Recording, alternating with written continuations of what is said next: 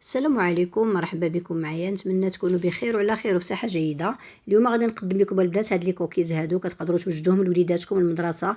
حنا مقبلين على الدخول المدرسي ان شاء الله، فهادو اقتصاديين وزوينين ولداد وشي حاجه اللي كتصوبوها في الدار ديالكم. كنتمنى تجربوهم بطريقتي ونالوا الاعجاب ديالكم، ونبداو على بركه الله.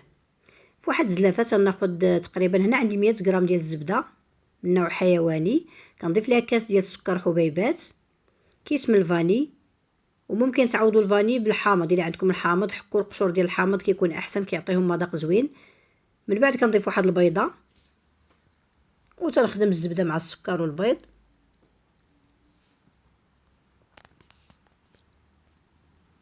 ثم كنضيف واحد القبصه ديال المليحه،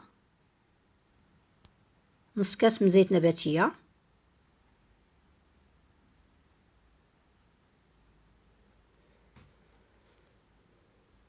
وكنضيف 2 معالق كبار من الحليب بودره او الحليب المجفف، 3 ديال المعالق صغار من بودره الكاكاو المر،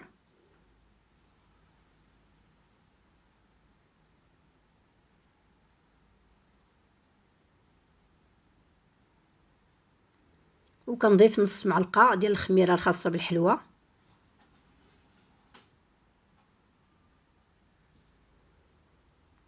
ومن بعد كنضيف الدقيق. بالنسبه للدقيق البنات ضفت 3 الكيسان ومعلقه كبيره عامره، فهنا كنضيف 3 الكيسان في الاول اللي كنقوم بالنخل ديالو.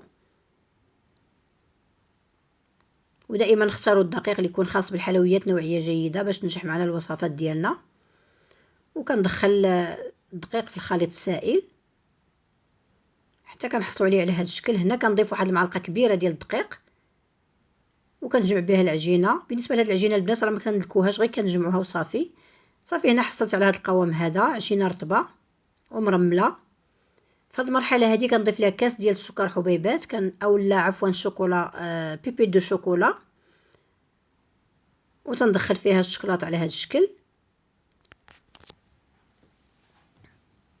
ثم كنوضع العجين ديالي في فيلم اليمونطير اولا بلاستيك غذائي، وتندخل العجينه كترتاح في الكونجيلاتور واحد 20 دقيقه حتى ل 30 دقيقه.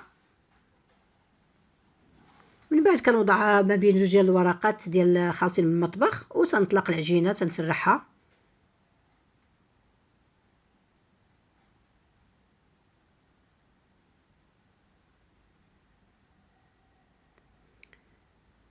وبالنسبه للرق ديال العجينه البنات نتوما اللي كتحكموا فيه، بغيتوهم غلاظ شويه بغيتوهم رقاق. انا دائما كندير الصابلي رقيق، اولا هاد لي كوكيز كنديرهم هكا رقاق، وتنقطعهم بالقطاعه.